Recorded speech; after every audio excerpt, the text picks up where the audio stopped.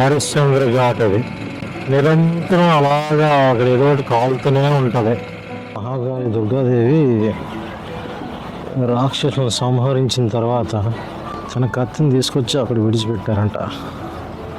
So అందుకని అస్సి అంటే కత్తి, అస్సి ఘాట్ అంటారు. ఈ స్పాట్లోనే మనకి గంగా హారతి జరిగేది, దశాశ్వమేధ ఘాట్.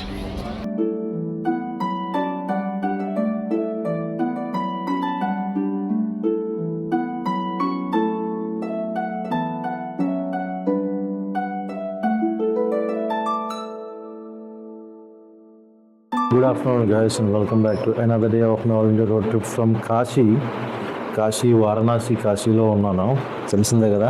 నిన్న టెంపుల్ విజిట్ అయిపోయింది అండ్ గంగా ఘాట్ విజిట్ కూడా అయిపోయింది. మణికర్ణిక ఘాట్ కూడా అక్కడి నుంచి మొత్తం వ్యూ అంతా చూసారు కదా. And it's a wonderful view.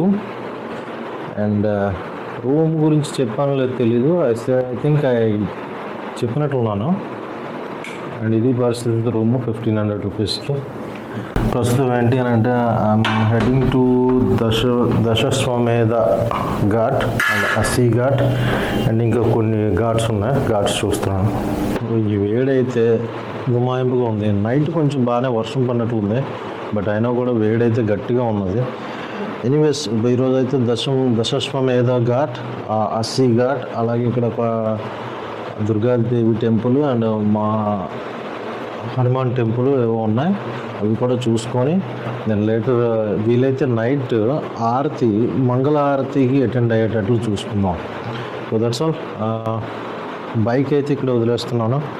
Bike మీద తిరగడం చాలా హెక్టిక్ ఇది వ్యవహారం. ఇక్కడ ట్రాఫిక్లోని ఆ ఎండలోని తిరగడం కొంచెం ఇబ్బందికరమైన విషయమే. సో ఏంటంటే ఎలక్ట్రిక్ ఆటోస్ ఉన్నాయి, నిన్న వెళ్ళిందే, అలాంటి ఆటోస్ చూసుకొని అలా వెళ్ళడం బెటర్ అని నా ఆలోచన. So that's all. Let's go and visit some Kashi local tour అనుకోవచ్చు. Visit some places in Kashi. Dashashwamedh ఘాట్కి అయితే వచ్చాం. This is Dashashwamedh Ghat. Summer ఇక్కడే ఆరతి కూడా జరుగుతుంది. ఈవినింగ్ టైము గంగారతి జరిగేది ఇక్కడే, గంగోత్రి సేవా సమితి. అయితే మనం ఇది చూడాలనుకుంటే 7 లోపు వచ్చేవాళ్ళం. ఈ స్పాట్లోనే మనకి గంగా హారతి జరిగేది, దశాశ్వమేధ ఘాట్. మనకి బోటింగ్ అవైలబిలిటీ కూడా ఎక్కువ ఉన్నది. ఓ పక్క పిండ ప్రదానంలో, ఓ పక్క ఇక్కడ ఆరతి బిఫోర్ 7 అవుతుంది, 5:30 to 7. పిండ ప్రదానం కోసం ఆ చివరకు అవతరకు కూడా వెళ్తారు. సో అది గంగా హారతి, మంగళారతి అనేది ఇక్కడ దశాశ్వమేధ ఘాట్ దగ్గర అవుతుంది. నిన్న అక్కడ టెంపుల్ అక్కడ ఉంది అక్కడ, అండ్ అది గంగా ఘాట్. అది అక్కడ శవదహనాలు కూడా జరుగుతాయి. అండ్ ఇటువైపు మనం వెళ్ళాల్సిన అస్సి ఘాట్కి అయితే ఇప్పుడు వెళ్దాం. సుమారు 2 కిలోమీటర్స్. మున్షి ఘాట్ అంట. వ్యూ పాయింట్ ఆఫ్ వ్యూ అయితే చాలా బాగుంది. మున్షి ఘాట్, దాని పక్కనే అహల్య ఘాట్. చూడండి ఇప్పుడు పావురాలు ఎన్ని ఉన్నాయో. అలా వెళ్ళిపోతే ఒక ఘాట్ తర్వాత ఇంకో ఘాట్. అది రామ్ మహల్ ఘాట్, అది దిగ్పతియ ఘాట్. ఇదే దారిలో అలా నడుచుకుంటూ వెళ్ళిపోతే హరిశ్చంద్ర ఘాట్, ఆఖరిలో అస్సి ఘాట్ వరకు కూడా అలాగా ఒక 2 కిలోమీటర్స్ డిస్టెన్స్లో ఉంటుంది. నడిచి ఉండాలా. అండ్ ఈవినింగ్ టైం అయితే ఇంకా బెటర్. అస్సి ఘాట్ నుంచి మళ్ళీ మనకి ఆటోస్ అవన్నీ అవైలబుల్గా ఉండొచ్చు, ఇంకా తెలియదు. వెళ్ళి చూసి అక్కడి నుంచి అప్డేట్స్ ఇస్తా. This is రాజాఘాట్. రాజాఘాట్ తర్వాత అలా ఇంకో కొంచెం ముందుకి ఇలా దూరంలో కనబడుతుంది హరిశ్చంద్ర ఘాట్ అంట. Almost like 2 kilometres. అయితే ఇలా నడిచి వెళ్ళే కన్నా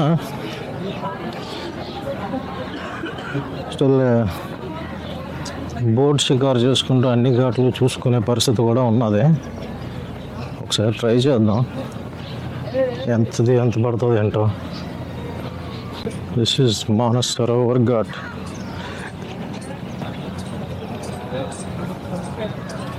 మానస్ సరోవర్ ఇక్కడ చూస్తున్నారు కదా, ఈ కేదార్ ఘాట్ అంట. తమిళ అక్షరాలతో కూడా రాసి పెట్టారు, కోనేరు డిజైన్. నీకు నాకు తెలిసి తమిళ గుడి కూడా ఉన్నది ఇక్కడ. తమిళ భక్తులు ఎక్కువగా వచ్చేది ఇక్కడికేనేమో, కేదార్ ఘాట్. అదిగా అక్కడ అందరికీ బాగా తెలిసిన హరిశ్చంద్ర ఘాట్, శవదహనాలు ఎక్కువగా చేసే ఘాట్ ఇది. దగ్గరలోకి వస్తున్నాం. హరిశ్చంద్ర ఘాట్ ఇది. అండ్ చూసుకుంటే శవదహనాలు ఇక్కడ జరుగుతున్నాయి. ఇన్ని శవదహనాలు.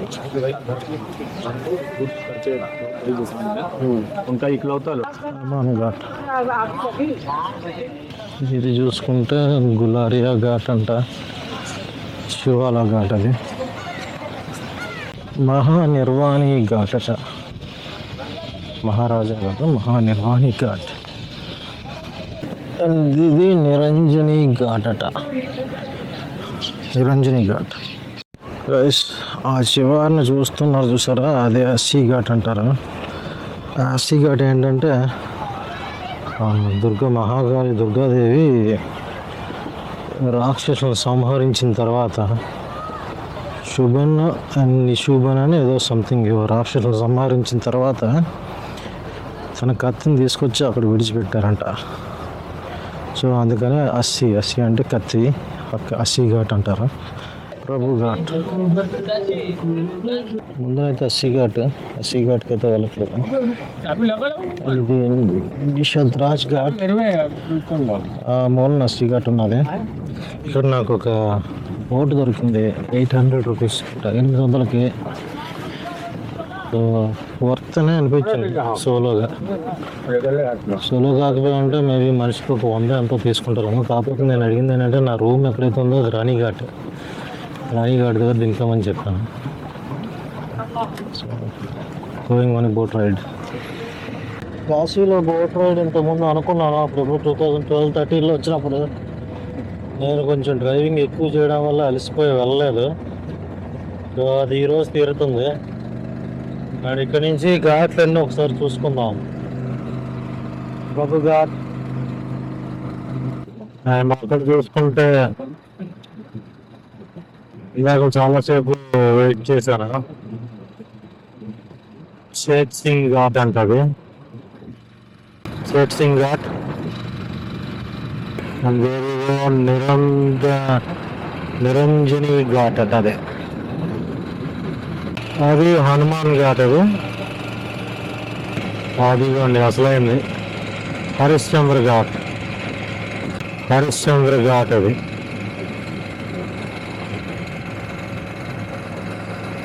నిరంతరం అలాగా అక్కడ ఏదో ఒకటి కాలుతూనే ఉంటుంది. And that's Kedar ghat.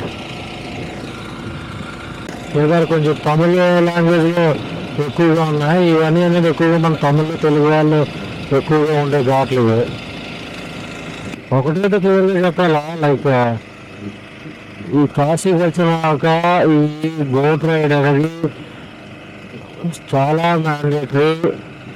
అది రాజా ఘాట్. అండ్ నేను ఇంకా గుడి తర్వాత కొంచెం దూరంలో రాణిఘాట్ ఉంటుంది.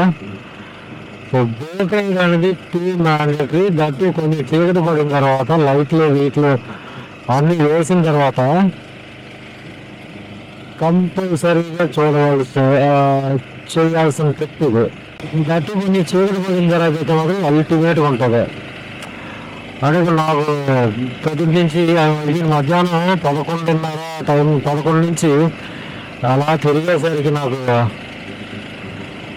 ఒంట్లో ఓపిక నశించింది. But this cannot be the right time.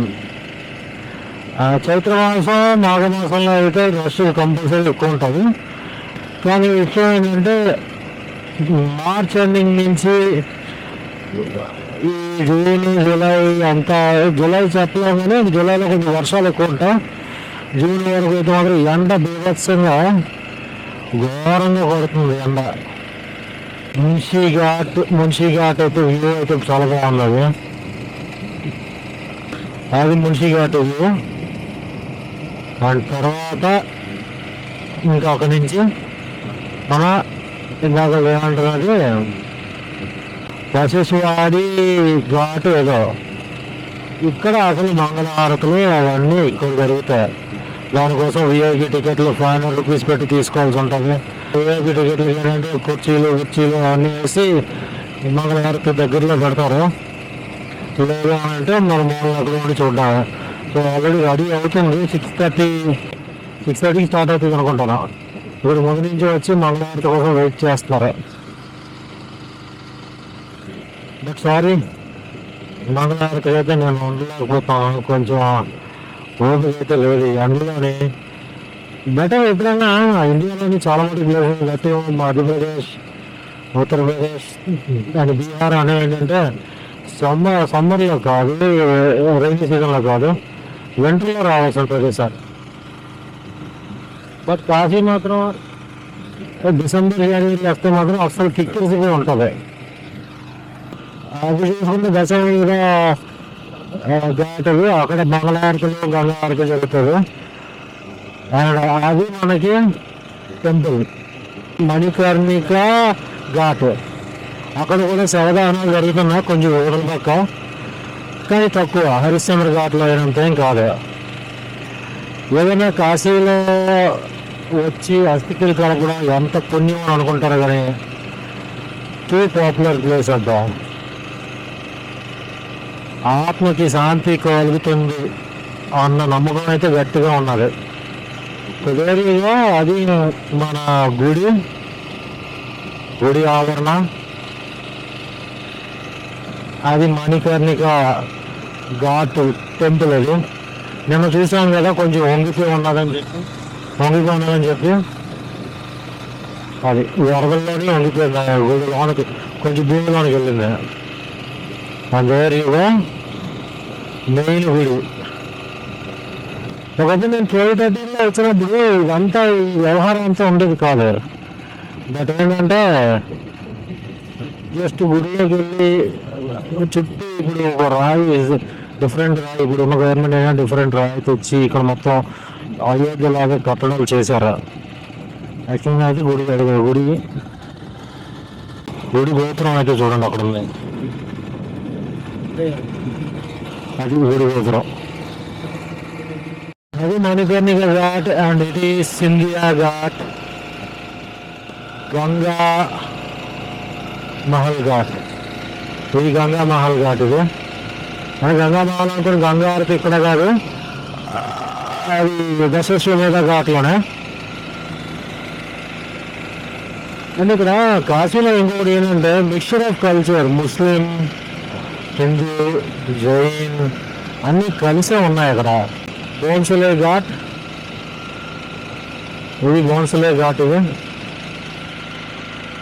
And మన రాణి ఘాట్ ఇక్కడ ఆల్మోస్ట్ ఆ బ్రిడ్జ్ దగ్గరికి వెళ్ళిపోయారు. నిన్న మనం అది హైవే బ్రిడ్జ్, ఆ బ్రిడ్జ్ మీద నుంచి మనం వచ్చాం కాశీలోకి. ఇంకోటి నీకు నాదొక క్వశ్చన్. మహారాజు సత్య హరిశ్చంద్రుడు చిన్న ఏదో అన్నమాట కోసం డబ్బుల కోసం అని చెప్పి తన కొడుకుని, తన భార్యని అమ్మేశాడు కదా. తర్వాత ఇంకా సరిపోక వేరే అతనే అమ్ముడిపోయాడు కదా ఒక కాటి కాపరికి. ఆ కాటి కాపరి అన్న విషయం ఇక్కడ హరిశ్చంద్ర ఘాట్ అని అందాలు చూపించాను కదా. అక్కడ హరిశ్చంద్రుడు కాటి కాపరిగా ఉన్నది ఈ హరిశ్చంద్ర ఘాట్ దగ్గర విన్నాను. అది అంతవరకు రైట్. అది కరెక్టా కాదా అనేది కూడా మీరు కామెంట్ సెక్షన్లో నాకు పెట్టండి ఒకసారి. బాలాజీ ఘాట్ చూడండి, అక్కడేదో మాస్క్ అండ్ మసీద్ ఉన్నది. బ్యూటిఫుల్. కాశీలో ఒక 5-6 days ఉంటే నీట్ అండ్ క్లీన్గా ఎక్స్ప్లోర్ చేయొచ్చు. అక్కడ ఒక మసీదు మాస్క్ కూడా ఉన్నది పైన, కొండ పైన. పంచగంగా ఘాట్ అది దుర్గా ఘాట్. అండ్ ఆ చివరన మనం దిగాల్సింది రాణిఘాట్. సో అదండి లో చూడాలనుకున్న places, even Durga temple and new Vishwanath temple. And తిరిగి బోట్ మీద వచ్చేసాను ఓపిక లేక. మార్నింగ్ 11 o'clock నుంచి ఇప్పుడు టైం 5 అయింది. అండ్ ఈవెన్ నాకు మంగళహారతి చూద్దాం అనుకున్నాను, కానీ మంగళహారతి చూడడానికి కూడా నాకు ఓపిక లేదు. ఈ ఘాట్స్ అన్నీ ఒకసారి నడిచి చూసి వద్దాం అనుకున్నాను. అండ్ ఆల్సో బోట్ పై నుంచి వ్యూ కూడా చూద్దాం అనుకున్నాను. అయిపోయింది. And now going back to my room. ఇది హనుమాన్ గడి ఘాట్ అంట. ఈ శీతల ఘాట్ అండి, దట్స్ లాల్ ఘాట్. అండ్ అక్కడ మన బ్రిడ్జ్ చూసారు కదా, ఇది కూడా మన గోదావరి లాగే కింద ట్రైను, పైనుంచి రోడ్వే, సేమ్ మన గోదావరిలో. కాకపోతే గోదావరి అంత పెద్ద బ్రిడ్జ్ కాదు, కొంచెం చిన్నది ఇది. సో గైస్, రూమ్కి అయితే వచ్చేసాను. ఇది కూడా 3 floors ఎక్కాల. లిటరల్గా మార్నింగ్ 11 నుంచి అలా తిరుగుతూనే ఉన్నాను. అండ్ ఈ క్లాత్తో తుడిచి లిటరల్గా పిండితే నీళ్ళు వచ్చినట్లు ఉన్నాయి.